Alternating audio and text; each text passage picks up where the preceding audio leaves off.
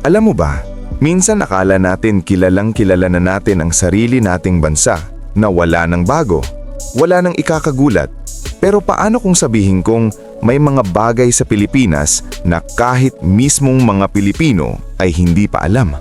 Akala natin simpleng archipelago lang tayo sa Southeast Asia.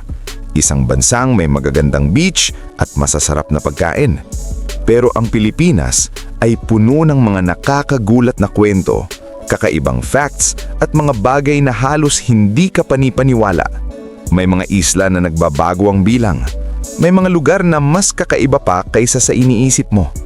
At may mga katotohanan na mapapaisip ka kung Pilipinas nga ba ito? Sa video na ito, ibabahagi ko sa iyo ang top 13 surprising facts about the Philippines na siguradong magugulat ka at baka ngayon mo lang marinig. Pero bago yan, huwag kalimutang mag-like, mag-comment at mag-subscribe for more contents like this. Handa ka na ba? Simulan na natin. Top 13. Ang Pilipinas ay isa sa pinakaaktibong social media users sa buong mundo. Kung usapang social media, walang makakatalo sa mga Pilipino. Isa tayo sa mga bansang may pinakamatagal na oras na ginugugol online araw-araw. Mula Facebook, TikTok, hanggang YouTube, sobrang active ng mga Pilipino sa digital world. Nakakagulat kung paano naging bahagi ng araw-araw nating buhay ang pag-scroll, pag-post, at pakikipag-interact online. Alam mo ba, tinaguriang ang Pilipinas bilang social media capital of the world dahil sa taas ng engagement ng mga users. Top 12. 90% ng mga Pilipino ay Kristiyano. Ang Pilipinas ay isa sa iilang bansa sa Asia na karamihan ng populasyon ay Kristiyano. Sa katunayan, humigit kumulang 90% ng mga Pilipino ay sumusunod sa Christianity. Nakakagulat ito dahil napapalibutan tayo ng mga bansang may ibang dominant religion tulad ng Buddhism, Islam at iba pa. Dahil dito, makikita mo ang impluensya ng relihiyon sa ating kultura. Mula sa fiestas, simbahan, hanggang sa pang-araw-araw na buhay. Alam mo ba, ang Pilipinas ang may pinakamalaking populasyon ng Kristyanismo sa buong Asia. Top 11. Isa sa pinakamataong bansa sa buong mundo. Ang Pilipinas ay isa sa mga bansang may pinakamalaking populasyon sa buong mundo. Sa mahigit 110 milyong tao, pasok tayo sa top 15 globally at patuloy pang lumalaki ang bilang taon-taon. Ibig sabihin, sa dami ng Pilipino, halos saan ka man magpunta sa mundo, may makikilala ka pa ring kababayan. Nakakagulat isipin na ang isang bansang binubuo ng libu-libong isla ay kayang maglaman ng ganito karaming tao. At habang lumalaki ang populasyon, mas nagiging dynamic at diverse ang kultura natin. Alam mo ba, tinatayang aabot sa mahigit 125 million ang populasyon ng Pilipinas sa mga susunod na taon, kaya posibleng mas umakyat pa tayo sa global rankings. Top 10. May mga bulkan, bagyo at lindol, pero nananatiling masaya ang mga Pilipino. Ang Pilipinas ay isa sa mga bansang madalas tamaan ng natural disasters tulad ng bagyo, lindol at pagputok ng bulkan. Sa kabila nito, kilala pa rin ang mga Pilipino sa pagiging masayahin at resilient. Nakakagulat kung paano nagagawang ngumiti at bumangon ng mga tao kahit sa gitna ng matitinding pagsubok. Para bang natural na bahagi ng kultura ang pagiging matatag. Alam mo ba, tinatayang higit 20 bagyo ang pumapasok sa Pilipinas bawat taon. Top 9. Pinangalan mula sa isang hari ng Spain. Ang pangalan na Pilipinas ay hindi galing sa sariling wika natin. Ito ay ipinangalan mula kay Haring Felipe II ng Spain noong panahon ng kolonyalismo. Ibig sabihin, ang mismong pangalan ng bansa natin ay may historical roots sa Europe. Nakakagulat isipin na kahit matagal na tayong malaya, dala pa rin natin ang pangalang ibinigay ng mga mananakop. Isa itong paalala kung gaano kalalim ang impluensya ng kasaysayan sa ating pagkakakilanlan.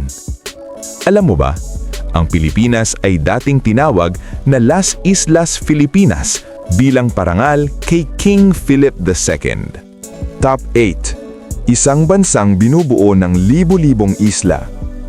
Ang Pilipinas ay isang archipelago na binubuo ng higit 7,000 na isla. Pero ang nakakagulat, nagbabago pa ang bilang nito depende sa tide o antas ng tubig. Ibig sabihin, may mga isla na lumilitaw at nawawala depende sa panahon. Dahil dito, napaka-diverse ng ating kalikasan. Iba-iba ang kultura, dialect at lifestyle kada isla. Parang bawat lugar may sariling mundo. Alam mo ba, sa bagong studies, umaabot na sa higit 7,600 islands ang bilang ng Pilipinas. Top 7. Text capital of the world ang Pilipinas. Bago pa sumikit ang social media, hari na ang Pilipinas sa texting. Kilala tayo bilang text capital of the world dahil sa bilyon-bilyong SMS messages na ipinapadala natin araw-araw. Dahil mura ang texting noon, ito ang naging pangunahing paraan ng komunikasyon ng mga Pilipino. Nakakagulat kung gaano tayo ka-active makipag-usap kahit simpleng kumain ka na ba lang. Alam mo ba? Umaabot sa higit 1 bilyong text messages ang naipapadala sa Pilipinas kada araw noong kasagsagan ng SMS era. Top 6. Tatlo sa pinakamalalaking mall sa mundo ay nasa Pilipinas. Kung mahilig ka sa mall, aba, world class pala ang Pilipinas. Tatlo sa pinakamalalaking shopping malls sa buong mundo ay matatagpuan dito. Ibig sabihin, hindi lang basta shopping ang experience, parang buong lungsod na ang loob ng mga mall na ito. May mga ice skating rink, sinehan, concert areas at kahit mga theme attractions. Nakakagulat na sa isang tropical country, naging bahagi ng lifestyle ang mall culture sa ganitong kalaking level. Alam mo ba, kabilang dito ang SM Mall of Asia, SM North EDSA at SM Mega Mall, mga lugar na dinadayo hindi lang ng locals kundi pati ng tourists. Top 5. Pinakamalalaking exporter ng niyog sa buong mundo.